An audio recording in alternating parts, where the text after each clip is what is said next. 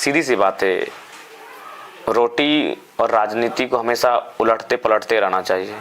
यदि रोटी को आप नहीं पलटते हैं तो रोटी जल जाएगी, और राजनीति को अगर आप नहीं पलटते हैं तो निरंकुश हो जाएगी, तानाशाही हो जाएगी। और उसी कारण आखिर अनूप सिंह रहे, चाहे डुमरी के जो प्रत्याशी हैं उनके पुत्र, उनके दामाद, प्रत्याशी को हम डुमरी में कुछ नहीं कहेंगे, वो आदरणीय है, लेकिन उनके जो पुत्र हैं, दामाद हैं, उनके समर्थक हैं, आज जो व्यवहार कर रहे हैं, कल हमारे प्रधान महासचिव की बोर्नेट पे चढ़ गए, वहाँ उनको धक्का मुक्की करने लगे, तो ये क्यों? क्योंकि राजनीति में 20 वर्षों से कोई काबिज है, कोई 30 वर्षों से काबिज है, तो राजनीति को आपने पलटा नहीं रोटी की तरह, इसीलिए वो निरंकुश हो गई है। वास्तव में राजनीति के जो नेता है वो पतंग है और जनता डोर है, डोर नहीं, वो व्यक्ति हैं जो उस डोर को पकड़ के रखे हैं। लेकिन जब कोई 30 साल 40 साल 20 साल से लगातार विधायक सांसद बन के रहता है तो कहीं ना कहीं ये समझने लगता है कि ये उल्टा हो गया, नेता मालिक जनता सेवक। लेकिन जी नहीं, जनता मालिक नेता सेवक होते हैं, नेता सेवा करने के लिए चुने जाते हैं। लेकिन कोई कंटिन्यू जीत के जब आता है ना, तो स्वाभाविक है उसमें आए या ना आए, उनके कहीं समर्थकों में, कहीं उसमें डायरेक्ट ये भाव आ जाता है, एक निरंकुश यानी अंकुश जनता खो देती है। तो इसीलिए समय समय में राजनीति में परिवर्तन होना चाहिए, ताकि ये आभास होता रहे कि वास्तव में लोकतांत्रिक व्यवस्था में जनता ही मालिक है। अगर आप बदलाव समय समय पे नहीं करेंगे, कोई 20 वर्षों से 30 वर्षों से लगातार जीतेगा, तो उसमें तो ये भाव आएगा कि यार जनता कौन है, हम तो जीत रहे हैं, मालिक वो तो अपने आप को मालिक समझेंगे। तो इसलिए परिवर्तन होना चाहिए, और हमें लगता है कि इस बार धनबल को लोग छोड़ देंगे, जनबल के माध्यम से चुनाव जीते जाएंगे। आप कल बेरमो में आपका रोड शो था और कार्यक्रम भी था, उनसे पहले हम लोग एक सूत्रों से पता चला था कि आपको धमकी भी मिला था, क्या इसमें सच्चाई है या अफवाह? नहीं, हमको धमकी नहीं मिला था, हमने धमकी का जिक्र कभी नहीं किया था। हमें एक पदाधिकारी ने सचेत रहने के लिए कहा कि आशंका है, क्योंकि देखिए चुनाव में जो आईबी की टीम है, इंटेलिजेंस की टीम है, वो बहुत तेज काम करती है, वो छोटी छोटी चीज़ों को बहुत ध्यान से रखती है। तो चुनाव में ये जो टीम है बहुत अलर्ट रहती है, मार्केट में कहीं से भी कोई मैसेज अगर सर्कुलेट होता है तो बहुत एक्टिव रहते हैं वो। तो उन्हीं के माध्यम से हमें सिर्फ ये सूचना दी गई थी कि थोड़ा सा सचेत रहिएगा, और हो सके तो कल के कार्यक्रम को पोस्टपोन कर दीजिए, या तो आप मत जाइए। तो हमने कहा भाई जयराम महतो बैकफुट पे आने के लिए नहीं आया है, वो तो फ्रंट फुट पे खेलने के लिए आया है, सर गर्दन थाली में लेके चलता है। आपका बेरमो जाना नया नहीं था, हमेशा की तरह आप गए, वहाँ पे आपने सभा किया, संबोधन किया, सब कुछ पहले की तरह था। लेकिन आपने एक दिन पहले लाइव आया, और जैसा कि अपनी अभी घटना का जिक्र किया, आपने बोला कि मैं कल काला कफन, हाँ, काला कपड़ा बांध के आऊँगा, वो कर दिया आपने वहाँ पे। तो क्या लगता है कि वो सीधा एक मैसेज था? वो सीधा मैसेज था कि अब अगर जयराम महतो मजबूत होगा तो दबंग माफियाओं को नियंत्रण में रहना होगा, और नहीं तो अब सीधा मुकाबला होगा, एकदम सीधा। गमछी था या नहीं, वो गमछी नहीं, वो एक तरह से कफन ही था। पहली बार हमें लगता है कि अपने चुनाव कैंपेन के दरमियान हमने काला गमछी पहना है, हमने लाल पहना है। जब हम किसी हिंदू रीति रिवाज के कार्यक्रम में गए तो वहाँ किसी ने भगवा वस्त्र दिया, कभी हम किसी सूफी से माने चिश्ती के दरबार में गए तो उसने हरा वस्त्र दिया, तो कभी हम किसी आदिवासी कल्चर के कार्यक्रम में गए तो सफेद वस्त्र दिया, तो कभी किसी कुड़माली सांस्कृतिक कार्यक्रम गए तो पीला वस्त्र दिया, लेकिन काला वस्त्र हमें कभी नहीं मिला था। तो जिन पदाधिकारी का कॉल आया था आपको, क्या वो कॉल मतलब इतना जहन में बैठ गया था कि वो गमछा बांध के जाना जरूरी हो गया? नहीं, जहन में नहीं बैठ गया था, हम तो चैलेंजिंग व्यक्ति हैं, तो चैलेंजिंग हम गए थे। और सही आपने कहा कि आप इससे पहले भी बेरमो गए हैं, रोड शो किए हैं, सभा किए हैं, लेकिन इस बार कुछ नया था। नया ये था कि बेरमो के एक एक सड़क में 5-5 फीट की दूरी में BSF और मैंने झारखंड पुलिस के जवान तैनात थे, ये फर्स्ट टाइम हुआ था, तो ये तो प्रभाव था। और बेरमो के विधायक जी आपको बता रहे हैं कि अगर हम विधायक नहीं रहते तो आपको बता देते हैं, आप लोग का एक, अरे हम तो चाह ही रहे हैं कि आ जाइए, बताइए, आर पार की लड़ाई हो ही जाए। हम तो कहेंगे अनूप सिंह जी को, आइए सामने, आर पार की लड़ाई एकदम। कब तक? वो कहते ना, एक मयान में 2 तलवार नहीं, शासक और शोषक दोनों साथ नहीं रहते। आप शासन करने वाले और हम तो हैं पीड़ित लोग हैं, तो एकदम आइए सामना हो ही जाए। और ये क्या लोगों को ड्रामा कर रहे हैं, पिताजी नहीं होते हैं? अरे भाई, हर किसी का पिताजी को एक दिन दुनिया छोड़ के जाना पड़ता। हमारे पिताजी तो, अरे आपके पिताजी तो 5 बार विधायक बन के दुनिया छोड़े, उनको हम श्रद्धांजलि देते हैं। हम तो 2 साल में तब मेरे पिताजी दुनिया छोड़ के चले गए हैं।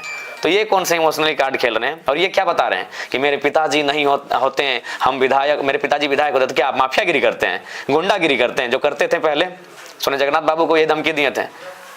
तो भैया अब जयराम महतो का टाइम है, इसीलिए हौस हवास में आपकी तरफ से डुमरी और बेरमो की जनता को क्या संदेश होगा? आज लास्ट दिन है और कल वोटिंग होने को है, तो उनके लिए विशेष उनको यही संदेश देंगे कि जब हम अपनी पुत्र वधू एक खोजते हैं तो पढ़ी लिखी होनी चाहिए, तो नेता विधायक भी पढ़े लिखे खोजिए, समझदार खोजिए, बुद्धिजीवी विवेकवान खोजिए, चूँकि आप उनके कंधों पे 5 वर्ष की जिम्मेवारी सौंपेंगे, इसलिए उनका सक्षम होना, सामर्थ्य होना बहुत आवश्यक है। और बेरमो क्या हुआ, बेरमो में स्पष्ट कहना चाहेंगे जो हमने कहा है, आप वो बोल, उस पर हमारा स्टैंड एकदम कायम है। हम कल भी बोलेंगे नॉन मैट्रिक, हम कल भी बोलेंगे कोयला चोर, हम कल भी बोलेंगे, हमको डर नहीं लगता है। जो है उसको बोलेंगे, जो आपने किया बिल्कुल विजनलेस व्यक्ति है जी। बेरमो के जो विधायक अनूप सिंह जी हैं बिल्कुल विजनलेस व्यक्ति हैं। आप सोच के देखिए, जब उनका जन्म हुआ था 1985 में, उसी साल उनके पिताजी विधायक बने थे, यानी उनका जन्म विधायक की गोद में हुआ है। माँ की गर्भ से सीधे वो विधायक की गोद में आके बैठे हैं। जन्म तो माँ की गर्भ से हुआ है, लेकिन सीधे आके विधायक की गोद में बैठे हैं। और वो शख्स अगर मैट्रिक पास नहीं करता है तो कितना बड़ा उसका विजन होगा जी। जिसका बाप विधायक हो और अगर वो लड़का मैट्रिक पास नहीं कर रहा है तो कितना नाकारा और बेकार होगा, ये हमें बताने की जरूरत नहीं है।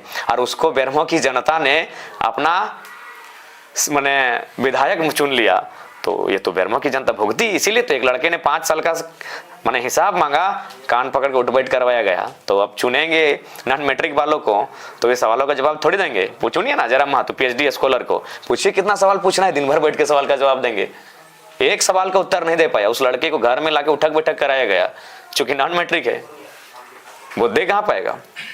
तो इसीलिए हमने कहा पढ़े लिखे लोगों को चुनना बहुत जरूरी है। जरा मत पूछिए, जितना तीखा एकदम मतलब नीम से भी तीखा और करेले से भी तीखा सवाल पूछिए, हम मुस्कुरा के उत्तर देंगे।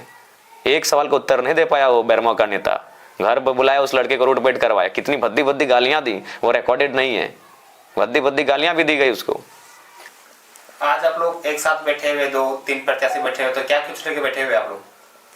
इनके स्थानीय मुद्दा और इनके विचार से प्रभावित होकर के हम लोग चाहते हैं कि बेरमो विधानसभा से ये निकल जाए। इसका हम लोग शुभकामनाएं इनको देते हैं और जीत दर्ज करें, ताकि हम लोग का झारखंड का अस्मिता बना रहे। आप प्रत्याशी बने थे, किस पार्टी से चुनाव लड़ रहे थे अभी? हम लोग हित अधिकार पार्टी से चुनाव लड़ रहे हैं, उसमें हैं, और डुमरी में चुनाव मैदान में भी हैं, और वहाँ पे समर्थन हम नहीं दे रहे हैं इनको, केवल बेरमो में इनको सहयोग हम, मतलब बेरमो में आप जरा मातो को समर्थन कर। जी। और आप? हम BSP पार्टी से कैंडिडेट है, क्रमांक संख्या 2 पर हाथी छाप है। और जयराम जी को, जयराम बाबू हम लोग का माटी का बेटा है, इससे हम लोग बहुत प्रभावित हुए हैं। हमारा लोग जन जन तक इनके बात को प्रभावित होकर लोगों को आवाज़ आया है। तो हमको भी कहीं न कहीं लगा कि जयराम बाबू का अगर हम लोग सपोर्ट कर देते हैं और सीट निकाल देंगे, तो आने वाले समय में हम रहे या ना रहे, आने वाले समय में हमारा बाल बच्चा भी जरूर ये बात को बोलेगा कि जगदीश केवट जयराम बाबू को नेतृत्व को संभाले, देखे और परखे और उसको समर्थन दे दिए। आप दोनों अपने समर्थकों से क्या कुछ कहना चाहेंगे? बोलेंगे बेरमो से इनको आप लोग जिताइए, ताकि हम लोग का अपना बेरमो बचा रहे, तो यही कहेंगे। तो जैसे कि आप लोग ने देखा कि जयराम मातो जी का जो विचारधारा है वहाँ जन जन तक लोगों तक पहुँच रहा है। आप लोग जिस तरह से एक मंच में आ रहे हैं और इनको समर्थन दे रहे हैं, तो ऐसा नहीं कि विपक्षी भी एक साथ आ जाए तो आप लोग टक्कर दे पाइएगा? क्यों नहीं, हम लोग कहाँ हैं, हम लोग है ही नहीं हम लोग सामने।